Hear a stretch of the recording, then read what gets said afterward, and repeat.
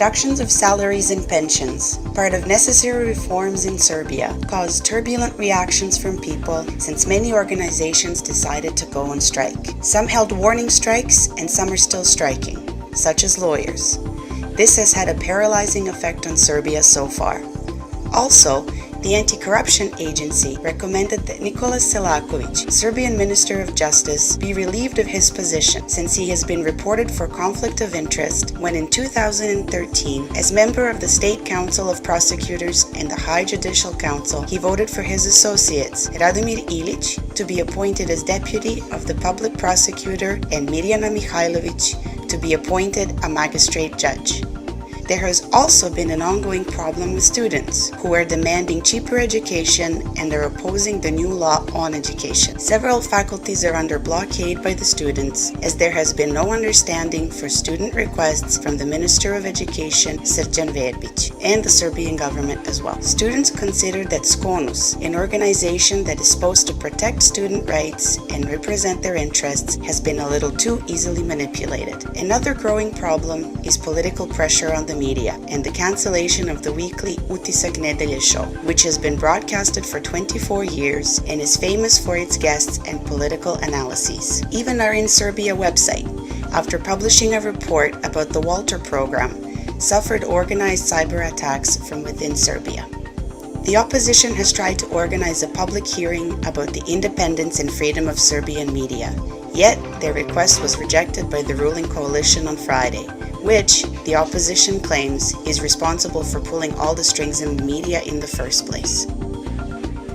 We spoke to Borislav Borko Stefanovic, Vice President of the Democratic Party, former political director of the Ministry of Foreign Affairs, and former Chief of Staff of Serbian Foreign Minister Vuk Jeremic, about this and many other things. Do you think that the DS made mistakes during its mandate in power? Yes. I think we made many mistakes. We did some good things as well, but nobody really seemed to remember them. So it means that we need to have a big detachment from the bad things that some people did in the name of Democratic Party. We need to make it public and we need to make it with full honesty through the functionaries of the Democratic Party that people will believe that what they are saying is true this time. And it's a really, really difficult task because most voters in Serbia that used to vote for Democratic Party are, as I said, rightfully disappointed because of our mistakes in economy, our mistakes in the lack of new created jobs, and also mistakes that some people in Democratic Party top tier used the party to make themselves rich and did some bad things that now most of us that stayed in the Democratic Party have to pay for their debts and we have to pay for their mistakes. I think it's not fair, to say at least. So that's why we need to make some, I would say, political steps in the future that will make a difference. Otherwise, this party is in jeopardy to end up like most other so-called traditional parties in the Western Balkans that simply disappeared. And it's a big task in front of us with a lot of obstacles, but I'm optimistic. I'm sure that we will find the strength to overcome those obstacles. What is your view of the current state of the Democratic Party following the departure of Boris Tadic and election of new leadership? Our party is in a really difficult situation, both financially and politically, and also through the people that are representing the party. I have to say that we are struggling for our new face and new policy that will be represented to the people of Serbia that are rightfully disappointed in everything that we did in the past. So that's why we need to have a fresh answer to problems of citizens of Serbia, a new offer, political offer, especially in economy, education, and social welfare. And also we need to it is my personal belief that we need to have some sort of a detachment from the past concerning the Democratic Party, or let's say the fresh start of the party. Situation inside of the party is always really vibrant and with a lot of discussions and open disagreements inside of the party, and that's why we are proud to say that we are the only real Democratic Party in Serbia in which different positions and views are a normal thing. And quite often our tabloids are trying to spin it as huge disagreements and splitting the party, and that is not true. What can Serbia expect from the recent visit of President Putin to Serbia? Well, we believe that this visit was positive, because basically when you have a visit from the President of Russian Federation, one of the biggest world powers, so it's always a good thing. We are sorry that we still cannot see American President or British Prime Minister in this country. And of course we believe that the emphasis of this visit should be on economy and closing the deals, especially on gas arrangement with Russian Federation, to see what we will do with the South Stream project. And of course export of Serbian goods to Russian Federation without subsidies, because it's against European Union's policy. It was a good opportunity for us to show to Mr. Putin that Serbia is fully determined to join European Union, that we will not leave this road, no matter the fact that European Union is far from being perfect, and that actually now we have enlargement fatigue in Europe, that Serbia is lagging enormously in closing the chapters with European Union. We still don't have any negotiations on chapters of EU accession. So nothing is moving practically. Nothing is moving in Kosovo because there is no government in Pristina. So situation is really, really bad concerning foreign policy, but of course Mr. Vučić and his regime, through the controlled media, they're representing like they're almost like masterminds of European diplomacy, which is ridiculous. They have no clue what to do, basically. And the visit of Mr. Putin was highly used as a tool to show to Serbian voters that, hey, we are still good with Russia, and we are not traitors, we love Russia, we are patriots, we are nationalists like we used to be. But it was only a farce. Basically, Mr. Putin gave a good, I would say, moderate speech, in which there were no attacks on Western allies, and emphasis was on anti-fascism of Serbia, which is something that our president and prime minister should have said. So it was like a lecture in which he basically said these were the good guys and these were the bad guys during World War II. And for him it seemed to me like a normal thing to say, of course. But in Serbia, our ruling class and our regime of Vučić and Nikolić, they are toying with anti-fascism. For them, anti-fascism means many things, and they are afraid to say partisans, because it seems like something that is not popular here, because, oh my God, these guys were the communists. So, but basically these guys won, and they won the Germans, and we should be proud of it, because we were on the good side. And anti-fascism is not only a word, it is the fundament, it is the base of European system and European peace, if you like. So why should we be ashamed because we were the only country in which we fought the Germans for 4 years and won, and no one brought us freedom except ourselves. So Putin's visit was important from that aspect, and we are glad that some agreements were signed, and we hope that we will finally see some results, because Russian investments are still far, far away from investments from, let's say, Germany or other European countries. So what we say, results first, emotions later. What is your position on the lawyers' strike? We fully support that strike, because the law on public notary that was brought in our parliament, we were against that law. It simply gave monopoly to 94 people in this country. Only they are entitled to close the agreements, written agreements on real estate and other things. By doing so, they created a new class in this society, extremely rich. There are people inside of Serbia that are earning more than 30,000 euros per month, because they are the only ones in that town or city who are entitled to close those agreements.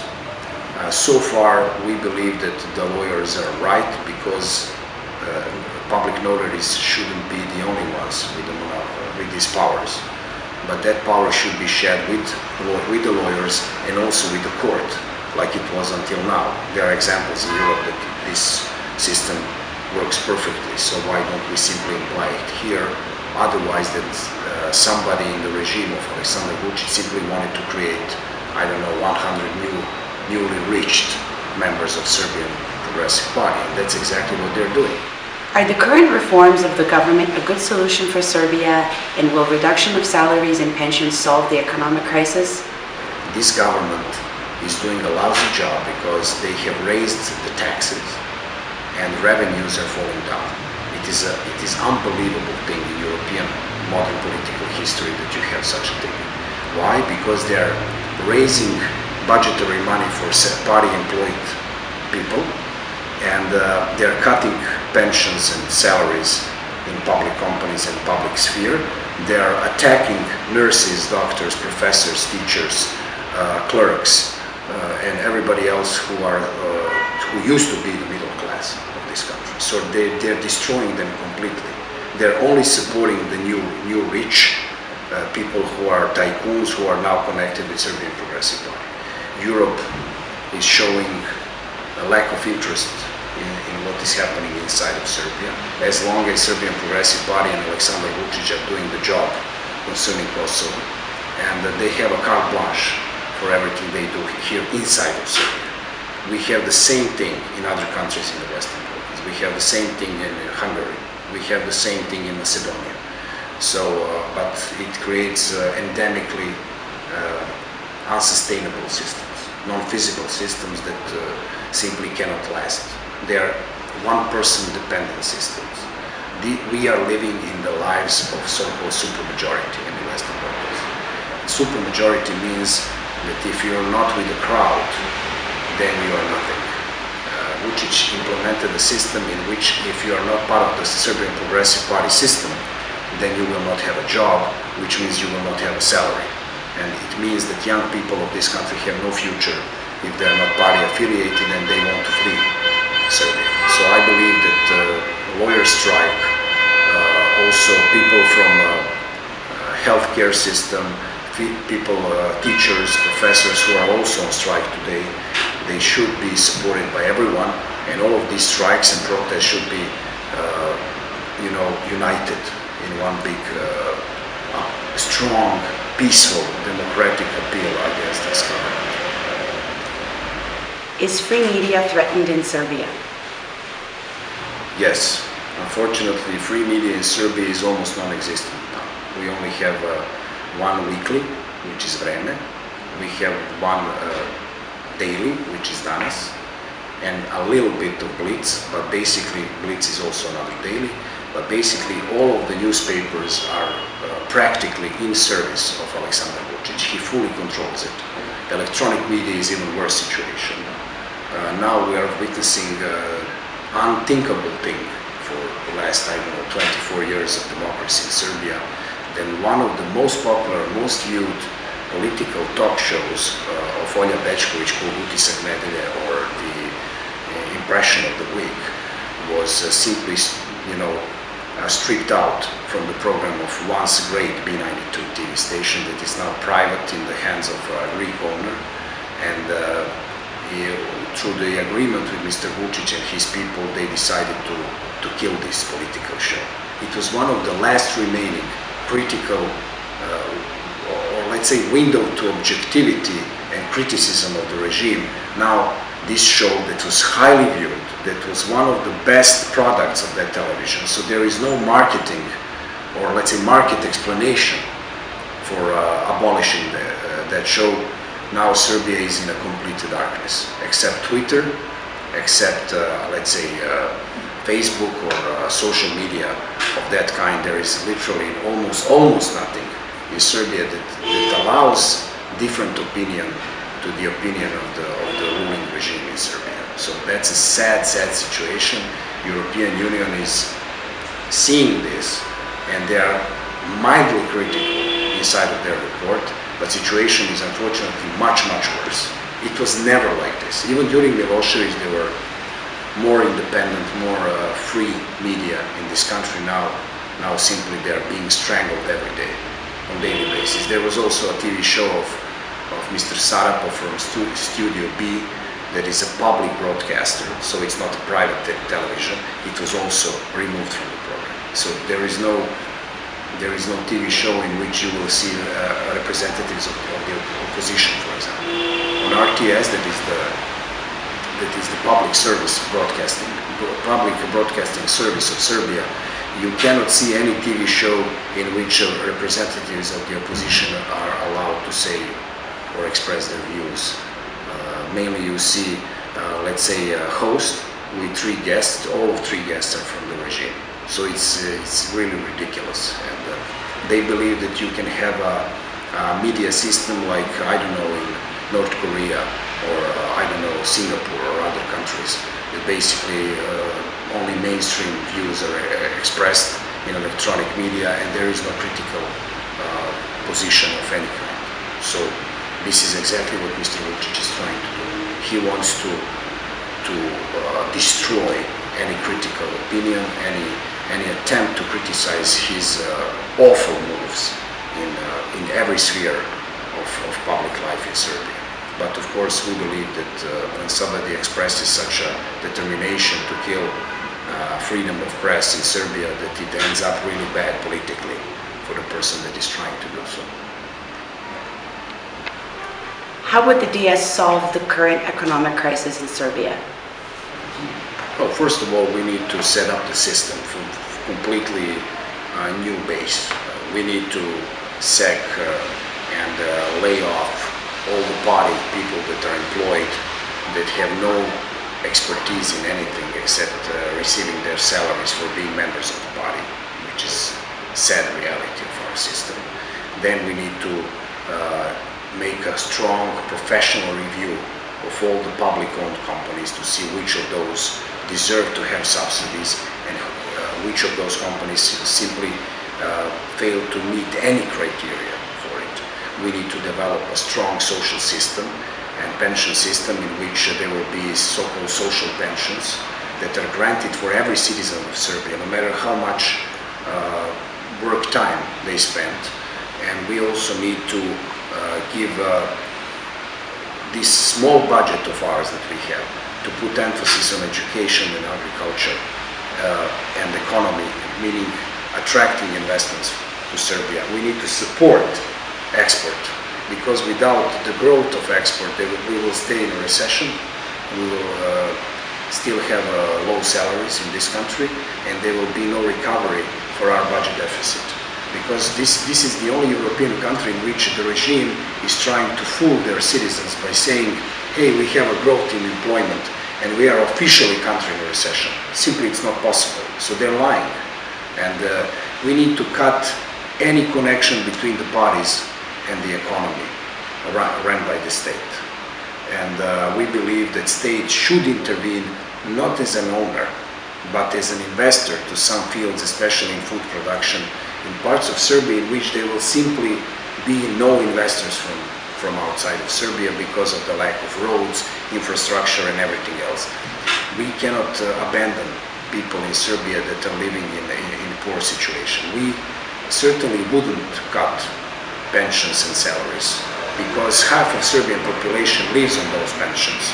And pensioners in Serbia, retirees, are feeding their own families that are now over 30 or over 40 years old, and their families. So if you cut this system, there will be no spending. If there is no spending, there will be no production. So we as social democrats believe that Serbia must be a society of equal chances finally, that people that broke the law and didn't pay taxes and not paying taxes must be prosecuted, absolutely, without any exception, who is whose and who is close to which party that is running the country. If we set up the system that is cleansed of party influence without any knowledge, if we set up the system in which the knowledge and expertise will be only criteria for somebody to, let's say, run power industry of Serbia, electricity of Serbia, then I believe whoever do this will be the hero of Serbia's future. And also we need to change our foreign policy. We need to fully attach ourselves to European integrations. We need to align our foreign policy with the foreign policy of European Union. And we need to try to allocate money for food production, education.